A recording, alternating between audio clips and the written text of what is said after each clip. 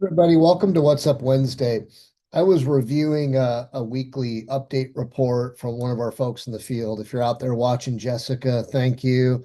And I'm glad you made it through your event the way that you did. But it brought up a reminder to me of the importance of keeping kind of natural disaster events in the back of our mind at all times.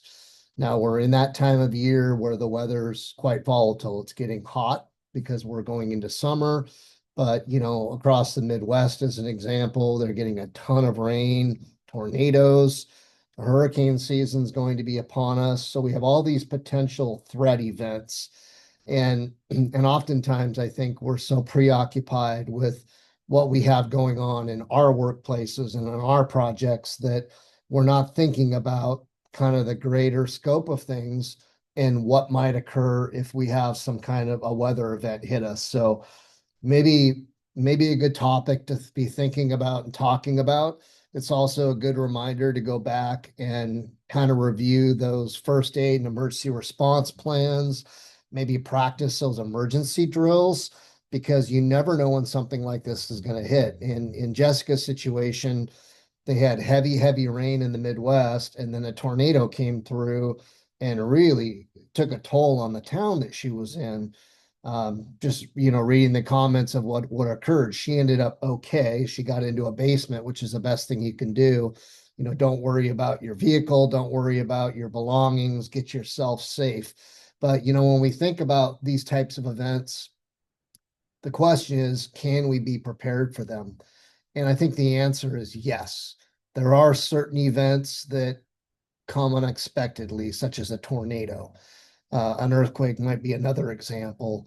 There may not be warning signs for those things. Generally, with a hurricane, we know it's coming. With a volcanic eruption, as an example, we know it's coming. But tornadoes will pop up anywhere, anytime, and you need to be prepared for them. I remember years ago, we had a project up in Western North Dakota in Watford City, and all of the crew had gone to work for the day building a gas processing plant. And at the end of the day, when they got back, many of them had brought in their fifth wheels and their travel trailers, and they had them all set up in kind of I don't want to call it a trailer park, but basically an area where they were all set up and they were living, and they had their trailer station with bathrooms and everything. And when they got back to the trailer park, there was nothing left. A tornado had popped up, had gone through and devastated and destroyed everything. Remember another example, same thing, Watford City area, where a freak hailstorm came through with baseball size hail. I mean, I'm talking hail almost the size of this coffee cup. And we had everybody got inside who was out on the job site, again, building a gas plant. But one of our employees had a rental vehicle that took the brunt of this hailstorm, and to say the least. I mean, the vehicle looked like a golf ball. It had so many divots in it. So things to think about, hailstorms, that's not to mess with. These things can kill people. So, what are some things that we can kind of do to maybe get in front of this? We need to be talking about this right now because this is the time of year where we expect to kind of see these extreme events. And then, of course, in the wintertime, we're expecting the cold temperatures, the snowstorms, the wind, etc. But right now, getting out in front of this, here's some things we can do. Number one, sign up for local alerts. We may not have time to watch the news to see what's going on. So sign up for alerts, something like Smart 911 or something that's community specific. I think even a lot of the weather apps that you have on your phone will send you an alert if there's a thunderstorm threat or if there's a potential tornado warning. So identify alerts in your area that you can sign up for that are going to notify you if there's an unstable weather condition coming. Another thing that maybe we don't think as much about is extreme heat. Right now, I was just reading an article that so far in June, 4 people have died hiking the Grand Canyon because of extreme heat, and they got heat illness and succumbed to it on a short hike. So, think about preparing for heat. That's something that we're going to have to be dealing with significantly this summer. But on top of this, I think it's really important to create some kind of a family plan. If if an event occurs, oftentimes infrastructure will be taken out. Let's talk about a tornado specifically. It'll take out power lines, it'll take out communication, it'll take out cell towers. So come up with some kind of a plan to be able to reach out to family to let them know you're okay or find out if they're okay, depending. Find a way to communicate.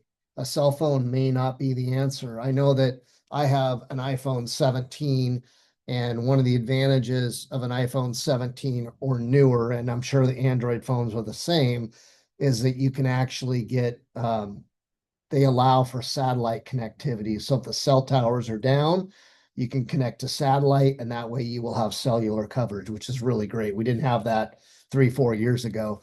And then finally, create what they call a go bag. And I encourage people to keep these in their vehicles. I know my wife, Melinda, has a go kit in the back of her vehicle. She doesn't travel out too much, but if something were to happen, she's got everything she needs. She's got food and water in there. She's got safety equipment, including a first aid kit, flashlight, batteries, a weather radio, dust mask, gloves, kind of all those things that she would need. Um, and then in addition to that, blankets and other things that might be necessary, as well as little kits that you can hand out to other people. So think about having a go bag in your vehicle with kind of all those basics. And you can very easily, Google or do an AI search for what should I put in a go bag for natural disaster. And it'll give you a pretty good outline of what needs to be included. Obviously, food, water, shelter, clothing are going to be three keys. Other things to think a bit about are, necessary medicines, critical medicines, and also critical documents, ID, etc. If you've got your passport and your birth certificate and your social security card and everything in a home and a tornado takes it out, that stuff's all gone. Make sure you have copies of it securely stored somewhere so that you don't lose all those things. But just some things to think about, because we're dealing with known and expected hazards and risks on a daily basis. What we're often not thinking about is those unexpected things that might come through, such as a tornado, such as a hailstorm, massive flooding, whatever it may be. We need to be prepared for those things.